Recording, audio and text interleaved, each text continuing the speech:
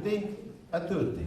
Welcome to the Cohasset Italian Family History Group's September event.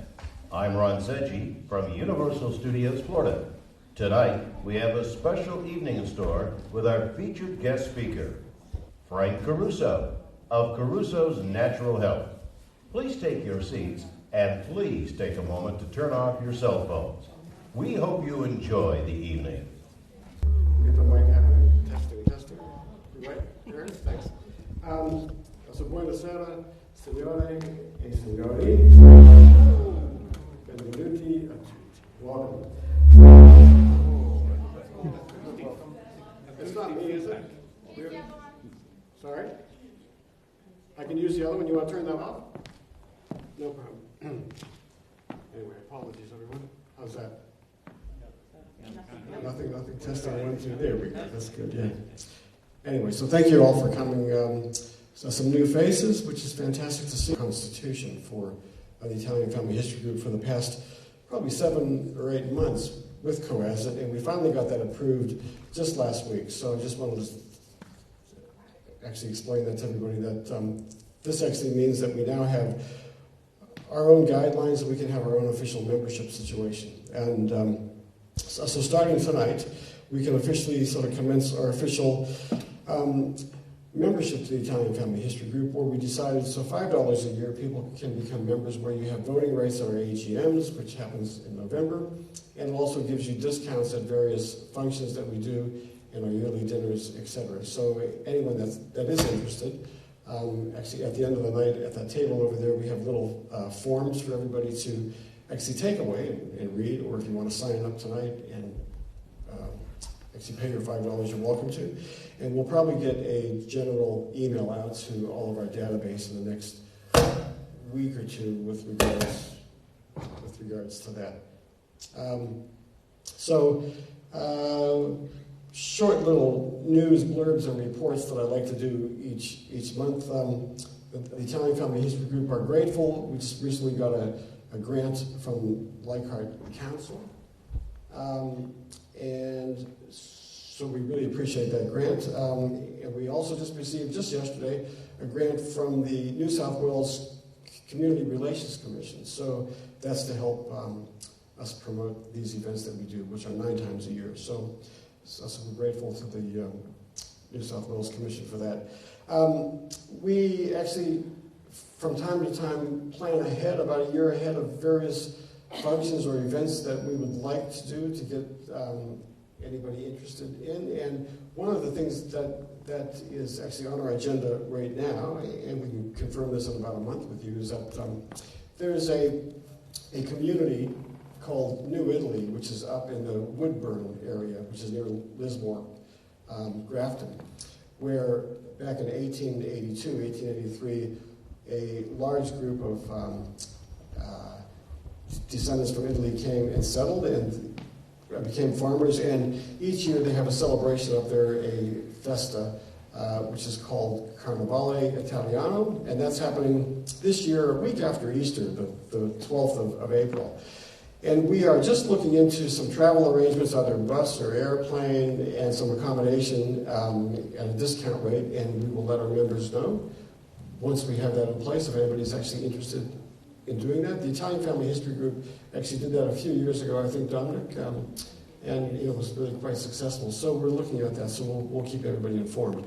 A few other things which just recently came to my attention that I wanted to inform everybody about.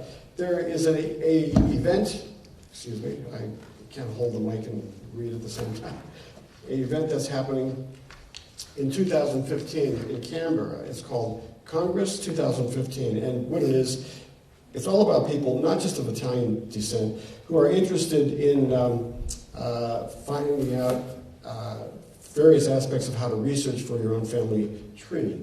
So, I mean, it's not just Italian stuff, but it's other stuff. And it's 4 action-packed days of talks, workshops, and displays, over 30 quality national and international speakers, more than 80 presentations, trade and society tables, networking opportunities, etc. And if anyone's interested in this, we will put this out in a newsletter coming up in the next few weeks.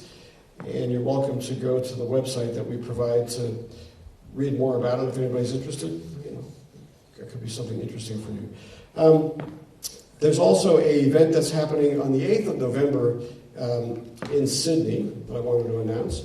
And it is something that I'm thinking of actually going to. It's put on by an organization called Movimento Cristiano Lavoratori, and it's about Pope Paul VI. Pope Paul VI, and the conference is called A Man Beyond Borders. And at the conference, which is a one-day affair at Club Marconi in Bosley Park, it's on the 8th of November, and they are going to be talking about all of the wonderful things that the Pope did, and showing documentaries. They have some guest speakers, so we will also get that out in a newsletter in the next few weeks for anybody if you're interested in looking at it. We are also just now starting to plan our Christmas dinner in December, and we will inform everybody of that, but the members will have a bit of a benefit actually for the dinner situation. I guess, is that my mic, or is that actually something else that's doing that? I don't know. Okay. Anyway, also just want to announce a silly me recently who owns a Macintosh accidentally bought a family tree maker for the PC, and the company won't take it back. So I paid $45 for it. So if anybody's interested, it's a PC version of a family tree. You're more than welcome to have it for $15 tonight. So just come up and say, Arturo, would you like to? I'll say, yeah, no problem, because the company won't take it back. So anyway, silly me. So that's not part of the Italian Family History Group stuff, but I just thought I would announce it. Of course, you're all here tonight because we are very, very privileged to have Frank Caruso, founder and the managing director of Caruso's Natural Health Products, which I have tried many, many times. So we look forward to Frank's feature in about 10 minutes' time. This year we've had a really good lineup of speakers, and we have two more events that are happening. One which is happening on the 22nd of October, featuring the wonderful comedian Joe Avati, who's a comedian, actor, and a producer extraordinaire. And so that's on Wednesday the 22nd. And then on the 19th of November, the last event that we have this year, it's featuring Cristoforo Guardiano, who is going to be talking about Italian heritage, migrants from Sicily in the 50s and 60s. And he's going to show us a lot of very rare footage documentaries. So that should be an interesting event as well. And for 2015, we have about 3 or 4 people lined up so far. We have John Barnes, who's the president of New Italy, this place I just mentioned up in Woodburn near Lismore, who's speaking in February. We have Daniela Gulacci, who's the editor-in-chief of Italian Issues magazine, who's coming in June. We have somebody lined up in May, and I apologize, I can't remember her name, but she is a chef, a cook. She's going to talk about recipes, Italian recipes. And I also just spoke to the executive director of the Paraplegic and Quadriplegic Society of Australia, Max Bossati, who is interested in actually coming to talk about his career and what he does sometime next year. So we will get that all lined up and let you know. Just a little bit of housekeeping, I guess, before we move on. Your entry ticket that you got, that you paid the $5 for 3 months, our treasurer, Maria Linders, that is sitting here, she's our treasurer and secretary, does special information centers at the local Library of Cohasset, which is closed at the moment, but we actually have other places that we will be holding those. And so if anyone is interested, please express your interest to Maria at the end of the night, and she will line up the next actual session for that. But on that note, every month we have Maria present a short 10-minute presentation on the most advantageous ways to research your own family tree and your history. So I just wanted to present Maria Linders tonight. Thank you very much, and over to you.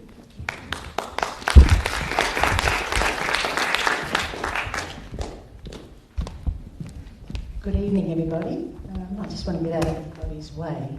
So I've here to put. Sorry, it's thumping, isn't it? Also getting some software to put onto your Mac or PC, which Art is trying to sell his. And also finding help past using your family members. So where next? If you want more hands-on help, I did hold a bit of a little session a couple of months ago, just down in the Sapori. I'd like to introduce Frank Caruso. Please come up on stage, Frank.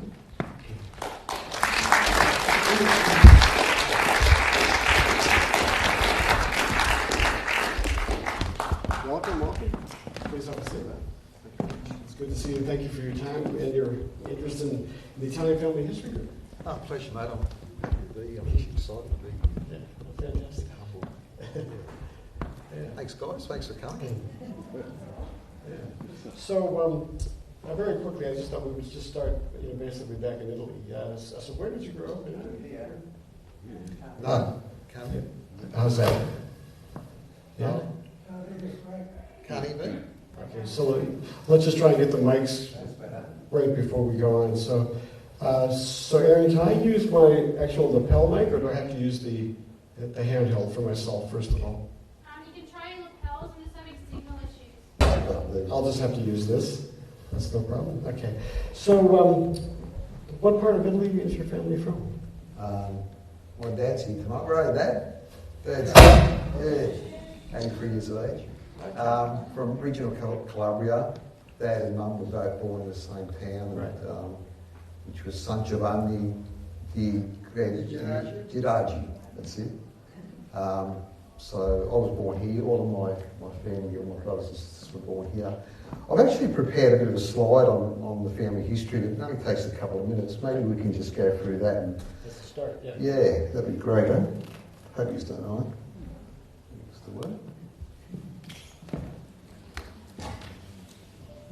Can we have sound on the...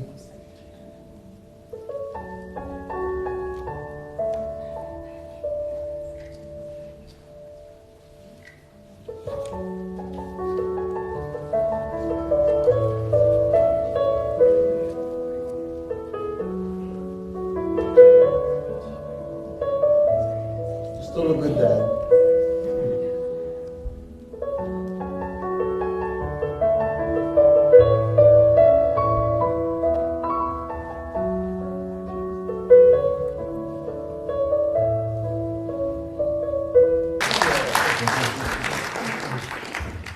Fantastic. So you have actually worked on your own family tree? I mean, how far back have you actually gone with your family research?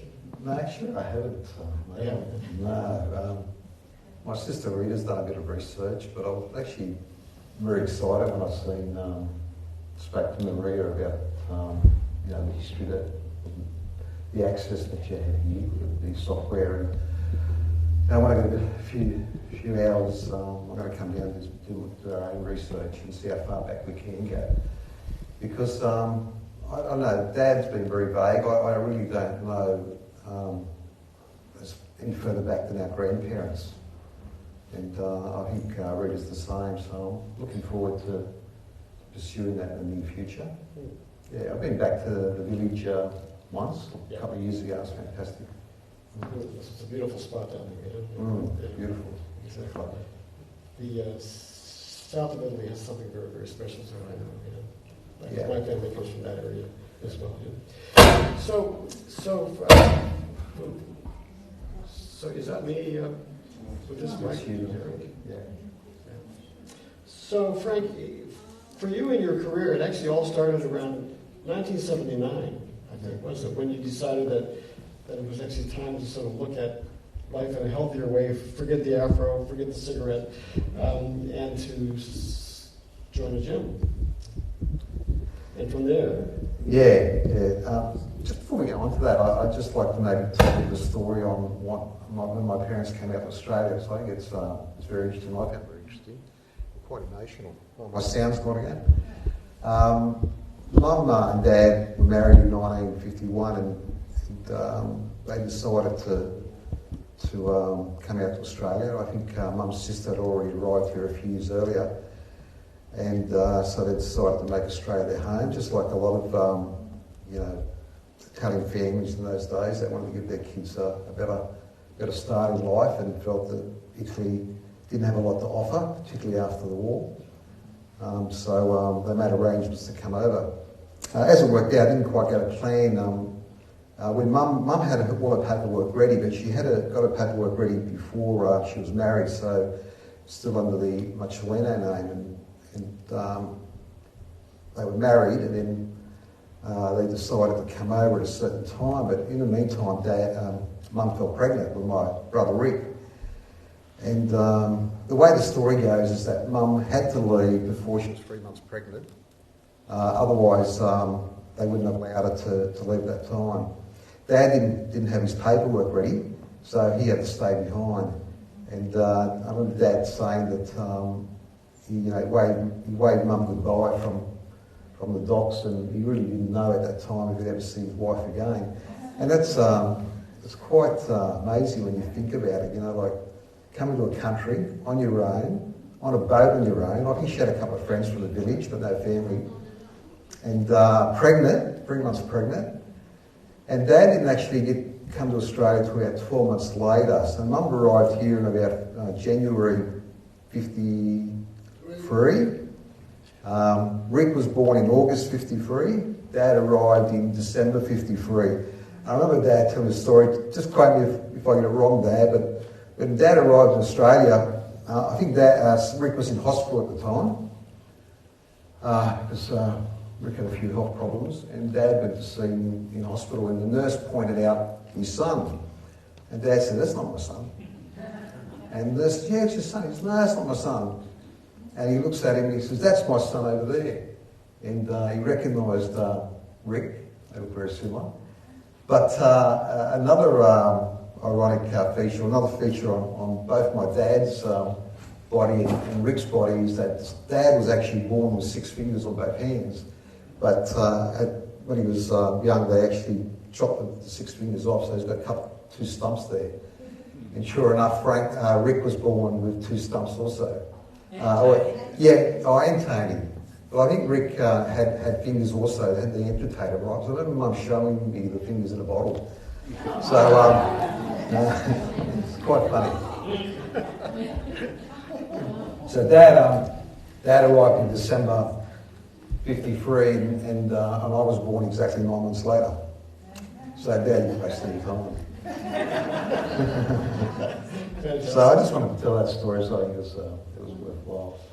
I think just another thing, sorry guys.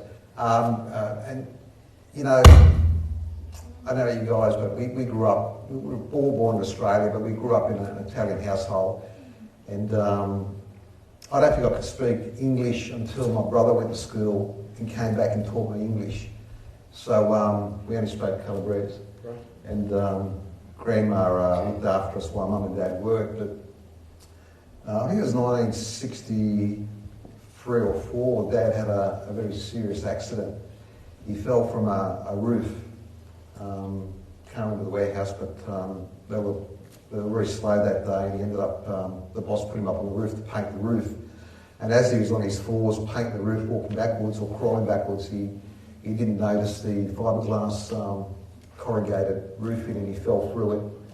And he fell 10 metres and landed on the only fridge on the warehouse floor. Is that right, Dad? Yeah. It's the only fridge. It was a big warehouse. There was one fridge, and he landed smack in the middle of it. Still broke every bone in his body. But if it wasn't for that fridge, he would have been dead for sure. And I remember going to see Dad in hospital. I was only 10, and he was bandaged from head to toe. All you can see is his face. And you know, I think he spent 2 years in hospital and I think 6 years off work. It was very, very serious. But if you can imagine, sorry guys, lost my sound. You know, Mum had 6 kids to look after. I think Rick was the eldest at 12. I was 10, and John, the youngest, was only 12 months old. And all I can say is thank God for Grandma. If it wasn't for my nana being there to look after the kids, I don't know how Mum would have coped. It was, it was a very, very, very tough time. But all the kids, Hello. What's that saying, man? What's happening? Yeah, we're having some sound problems. Yeah. Excuse us, everyone. Sorry about that. So I remember that all of us chipped in and helped out, and we used to have a little small veggie garden, and I remember all of the kids, well, me, Rick, Tony and Rita would go out on the weekend in our big carts selling vegetables. We had a door-to-door run every Saturday and Sunday. We always sold out and we helped support the family. Thanks. Yeah, no, fantastic. Great stories. So, for you, when you were 15 years old, you decided to follow a lifelong dream of yours, I guess it was, and to become a carpenter. Yeah, I always wanted to become a carpenter. It was always my life dream. My Uncle George was a cabinet maker, and when I was a kid, I used to build everything out of timber. I was the local builder. Cubby houses, tree houses, billy carts, bow and arrows, crossbows, Viking swords. I've carved them out of 3x2 timber. Enjoyed it and loved it. And I left school at 15. Wasn't much good at school. In fact, when I was 8 years old, my third grade teacher came up to me. Miss Angie, never forget it, 25 stones, 6'2". She used to scrub up against the whole footy side and still push it back. And she said, Caruso, you'll never add up to anything in your life. A nice thing to tell an 8-year-old kid, I tell you. And just because I wouldn't do my homework. So I wasn't good at school, wasn't interested in school, wanted to become a carpenter. I couldn't relate to, English, maths and carpentry. In those days, teachers didn't spend a lot of time. So, yeah, Dad said, look, if you're going to leave school, get a job. If you can't get a job, go back to school. So I left school in November in 1979. And I think I walked from Parramatta all the way to Stratfield looking for an apprenticeship for a carpenter or a cabinet maker with my cousin Sam. We didn't have any luck at all, and we ended up just getting the first job that came up, and that was picking spare parts at a place called Westco Motors in Rosebery. Ended up in Rosebery, and as luck turns out, an apprenticeship came up out the back as a motor mechanic. I wasn't ready to go back to school. If I didn't get a job by February of next year, Dad would have pushed me back to school, and I thought I'll take this job. It was, I guess I was always interested in cars and bikes. I used to love motorbikes, so I thought I'll do an apprenticeship. So that's how I ended up being a motor mechanic. Right. Yeah. So that was the start, yeah? Yeah. Then, so 1983, so I'm just going to jump ahead real quick. So 1983, you were the marketing director for Go Vita, yeah? Which is now the largest health food retail chain in Australia. And I guess you resigned as chairman in what year? Early 90s, what was it? Yeah, 98, yeah. Okay, so that's when you actually began your own business, which was called Caruso's Natural Health it is now. But prior to that, it was called? Yeah, we'll go back a couple of steps. You went fast forward too quickly, mate. Yeah. I think it's important to mention that when I qualified as a motor mechanic at the age of 19, I think I was the youngest motor mechanic in New South Wales, so I did start my trade at 15. At the age of 20, I decided to start my own business at a Cowtech service station. And it's a funny thing, Dad said, look, there's a lease coming up at the service station, why don't you give it a go? Start your own business. I didn't do any work, I didn't do any research. I thought, it sounds like a good idea, I'll jump into it. And look, things weren't going too bad until the local RTA decided to close the road on me for 6 weeks. And then in 1976, if anyone's here old enough to remember, we had our worst petrol shortage in Australia's history. So I had 12 weeks of this dry period, and it forced me to close the business within 12 months. But I learned a lot of lessons with that experience. I learned that do your research first, but always make sure you've got some financial backing to pull you through, a quiet and dry period. So I tossed the keys back to the landlord and went back to work as a motor mechanic until 1979 when I started training at a gym, as you might have heard on the video, to lose weight. And it was Century Gym at Regent's Park, in fact, and there was an old fellow there, an older chap called George Chappell. George must have been 70 at the time. Very fit guy, 100 push-ups, 20 chin-ups. This guy used to train the Olympians in 1945 and 50s, so he was very, very fit. Anyway, after a workout, I'd often go to the local milk bar and get a snack, hamburger, chips, can of Coke, go back to the gym and talk to George about, good health. Yeah. And George said, "Look, Frank, it's great that you're coming here, but you should, change your diet. If you don't change your diet, you're not going to live a long, healthy life."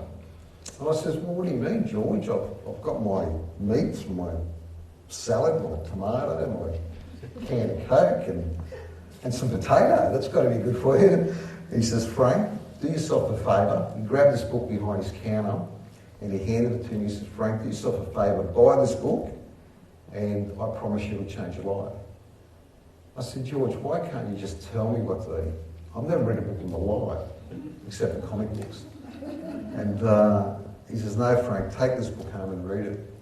So I reluctantly took it home, threw it in the cupboard. I just married at the time. I only married about 3 or 4 months at the time. To my lovely wife there, Grace is here tonight. And I thought I'd better read the first chapter because George is going to quiz me on this.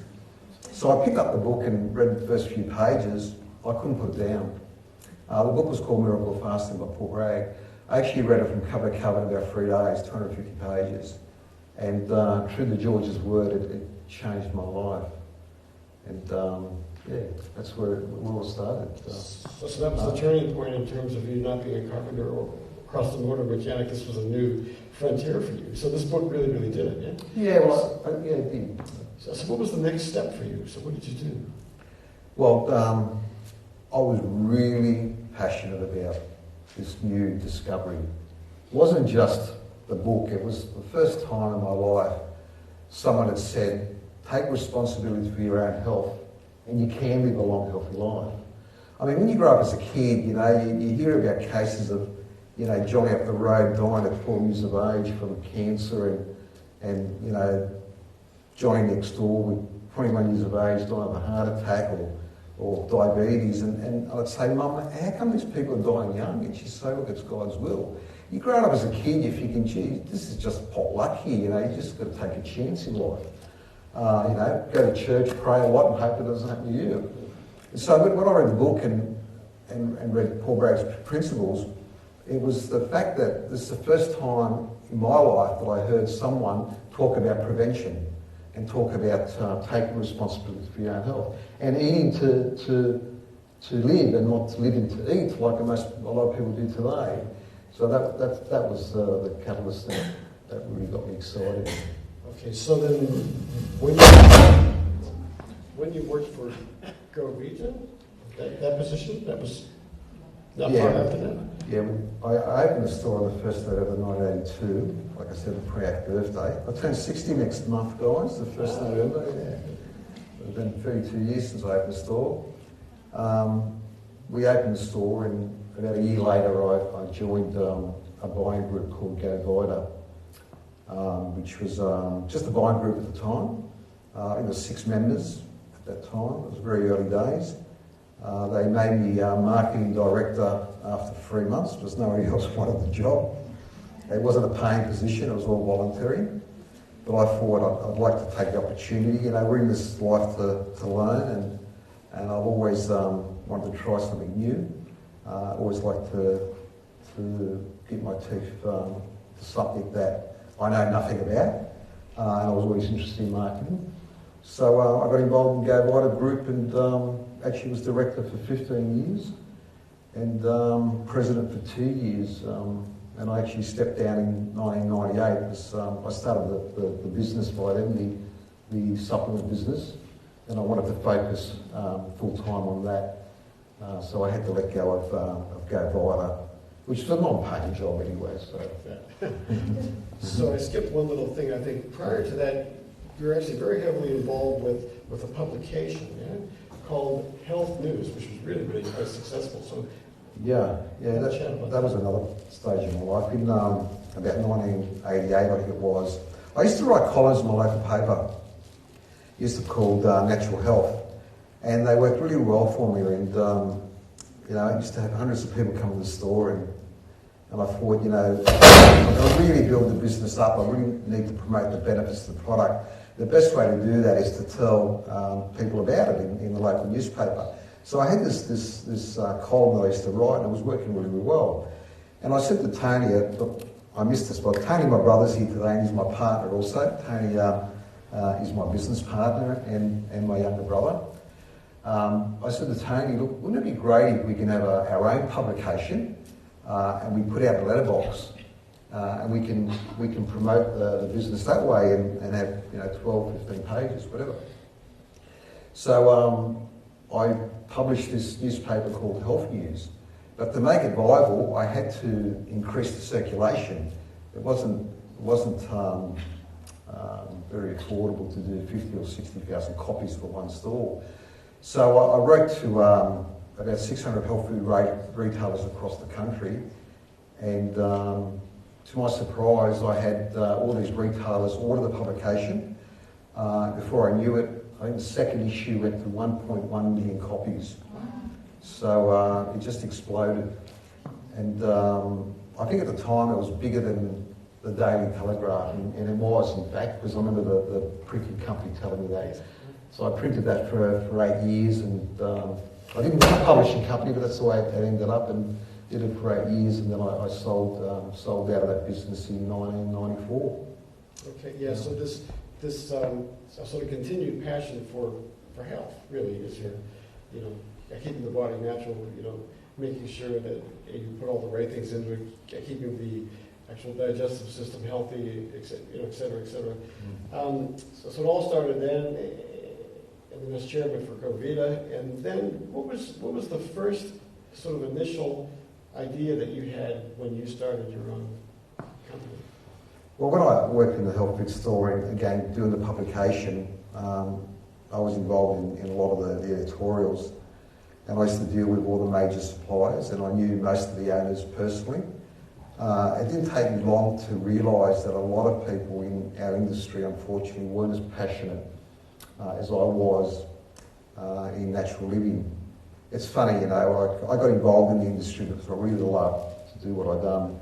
I left a really good career at the time, motor mechanic. I think I was earning $420 a week to run a health food store for $200 a week, and Grace worked for free for 2 years. So I never done it for the money, I just wanted to do it. And when Grace gave up her house for the store, I was a little bit selfish because that's what I wanted to do. That's what I was passionate about. I didn't tell Grace that, didn't realise at the time, it took 16 years before Grace got a new house. So I don't know if she would have let me go ahead with the health food store, she would have known that. So and that bothered me a little bit because, I really studied the formulas. I knew what was good and what was bad, and I knew what worked and what didn't work. And I thought, we should do this ourselves. And I said to Tony, when I got out of the publishing company, I didn't really want to go back into the health food store. I wanted another challenge. So I said to Tony, why don't we just try some wholesaling for a change? And I thought it, Tony said, well, what are we going to do? And I said, look, I'd like to start with our Bowtrans product.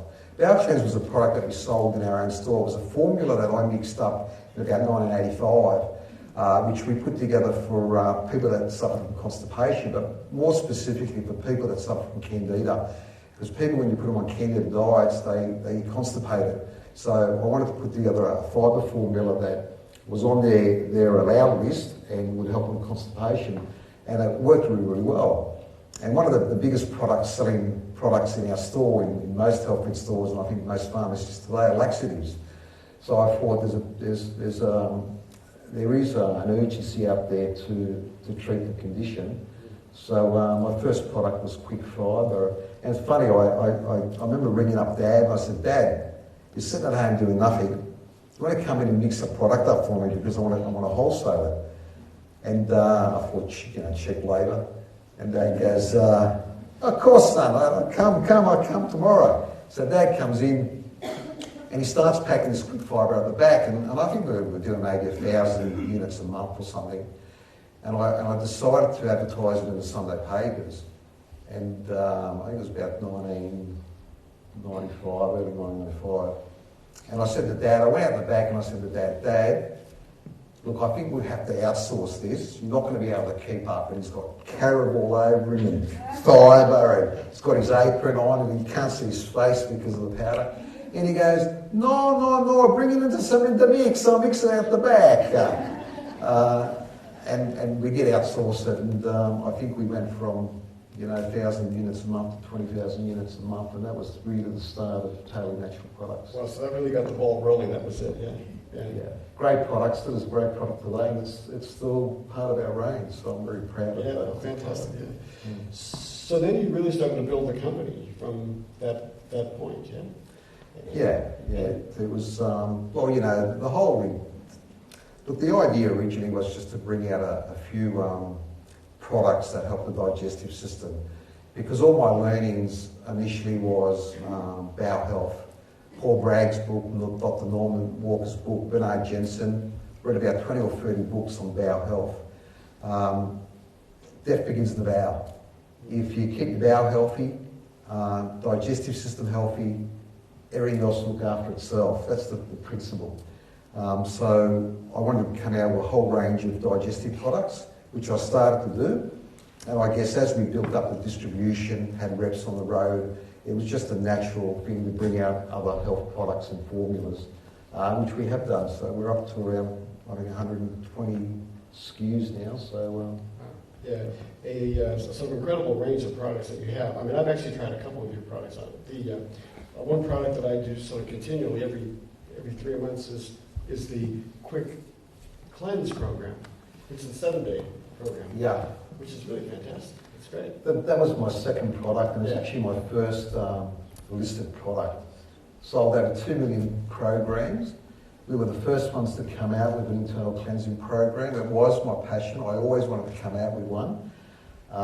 It was something, it doesn't matter what health condition you've got, if your digestive system is not right, you're wasting your time. So an internal cleansing program, to me, was a natural thing to do.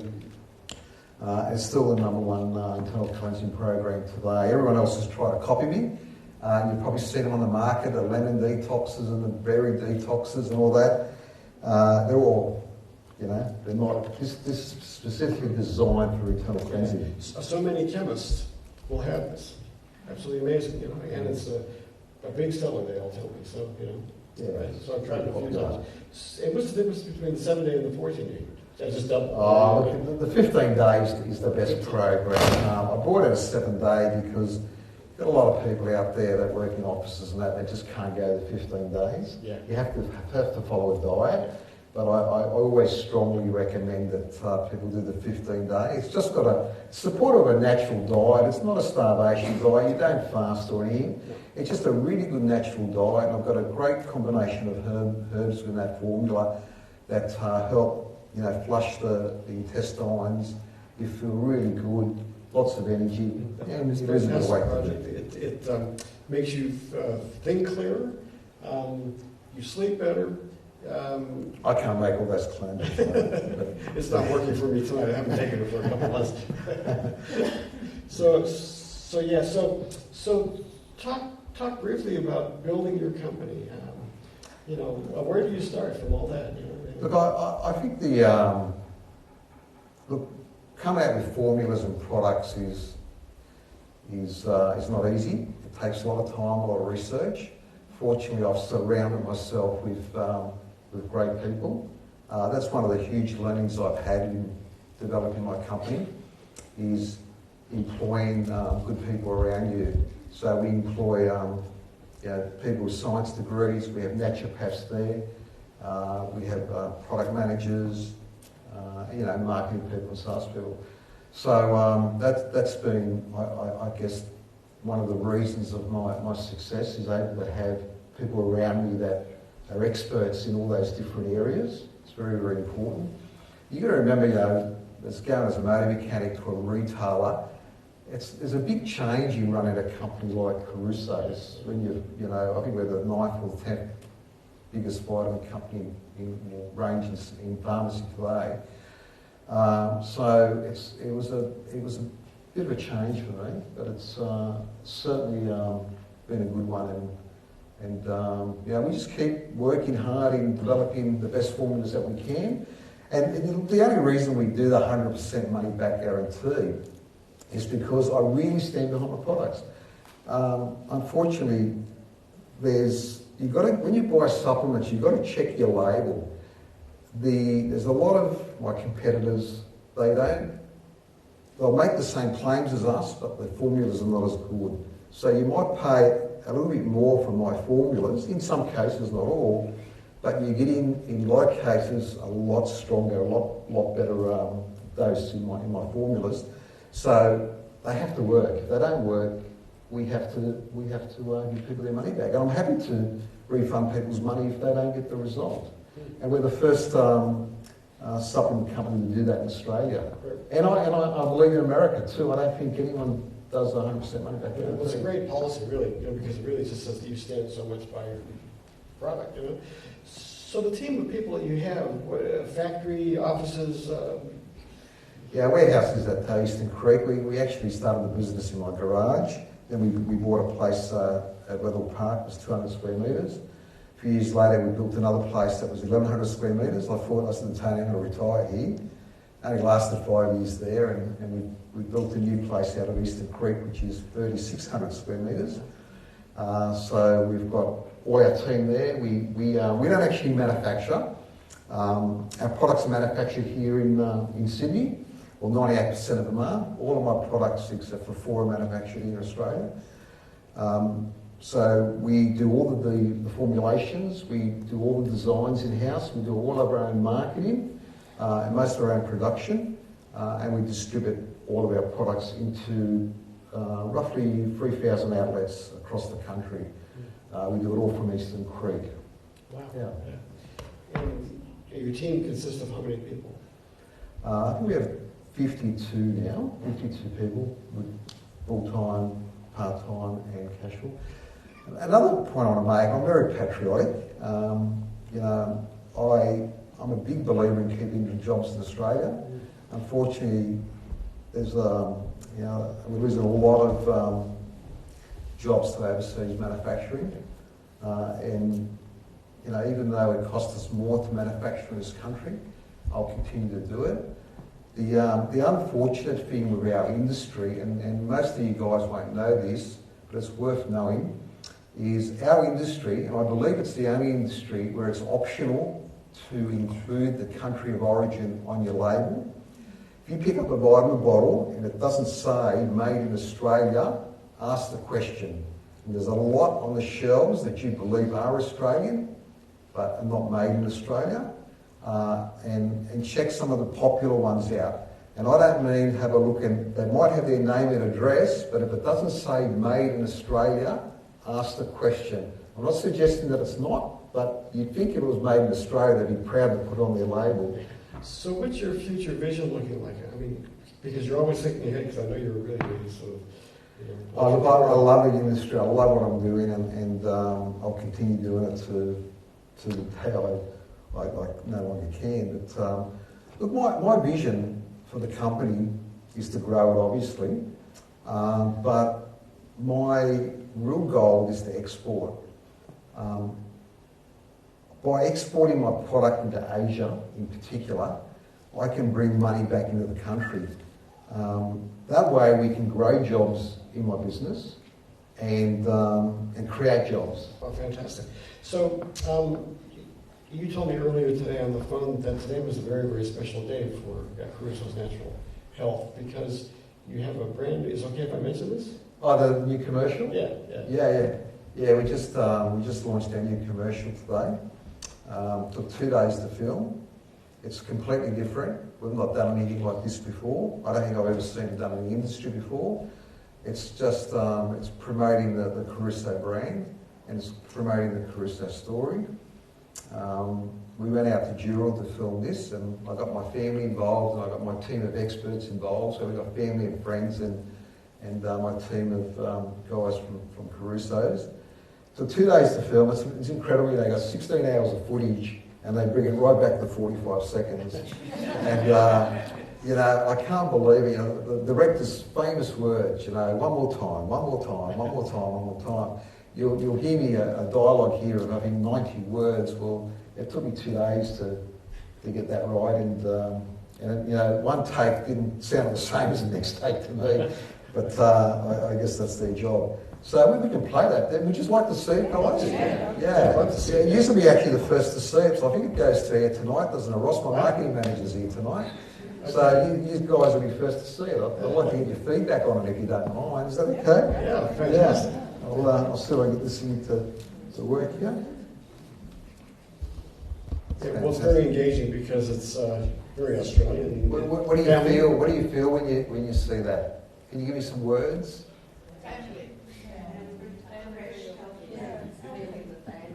Yeah, fantastic. That's what we're hoping. Yeah, thanks, mate. Yeah, no, fantastic. That's great. Well, good luck with that. Yeah. And that ad goes nationally and it runs till the end of November, and hopefully it'll do well for us. Frank, we've heard your advertisement many times on 2GB, the greatest station around the nation. I don't work for 2GB. You must pay a fortune for that. Yeah, 2GB is one of our favourite stations. Right. We advertise radio nationally, and we do all the regional areas too. 2GB we do here in Sydney. Ray Hadley and Chris Smith and Alan Jones, they all take my products. They love it. And so it's great to have them on site. Great. One of the things that we do is actually walk around for audience questions, which we'll do in a segment. That's all right with you. We can sort of aim some things from the audience too. But I'm just wondering, would you like to sort of conclude with the vision stuff by actually playing something about your team? Yeah, I've got another video here, and I hope the guys don't mind me showing these, because this is a video that we did just for, we don't remember it, it's just a generic term. And I remember being at home, and I had some tilers tiling my bathroom, and I just heard one of my ads, I think it was Exit Pain, and by Totally Natural Products, and the tilers were there, and they said, what do you do for work? I said, well, I own a vitamin company, Caruso's. I said Totally Natural Products. You guys never heard of it. I said, did you hear that ad? No. And these guys listen to 2GB every day, and we're running ads every 15 to 20 minutes. So we had to change the name to have a name that stuck to a brand, and that's why we changed it. So to announce it to my staff, I wanted to do a special event. So we decided to change. We did all the research. We had to prove to our guys that we needed to change, and then I thought I'd take all the staff out to the city on a special celebration day and announce the change, and that's where we announced it, and that's where we played in this video for the first time. Yeah, and I can see that you actually did that, which is great. Yeah. So yeah, okay. So I'll pass the mic around, and we'll do 5 or 10 minutes worth of questions. Then over here, Dominic. So Dominic is our past chairman. Yeah, I recognise family history. Yeah. Hi, Dominic. Pleased to meet you, Frank. Frank, you mentioned your early childhood in Australia. What school did you go to? Yeah, I went to St Gertrude's out at Smithfield. St Gertrude's, yeah. So I finished school in the public system. Next question. Where was your first shop located in Sydney? In Fairfield, Western Sydney. Yeah, suburb of Fairfield. Still there today. Tony and my family still run that store. My sister Rita's here tonight. She works there. Third question. Yep. How many products do you make today? You mean the Caruso's? Yes. Well, we have about 120 SKUs, about 65 products. Look, it depends. This year we might have launched maybe 8 products. We look around maybe 8 to 12 products a year, depending on our finances. Now, a very personal question. Are you related to Enrico? You know, when I was a child growing up, and all my brothers and sisters will vouch for this, if I had a dollar for every time a teacher said to me or a person, you know, can you sing like him?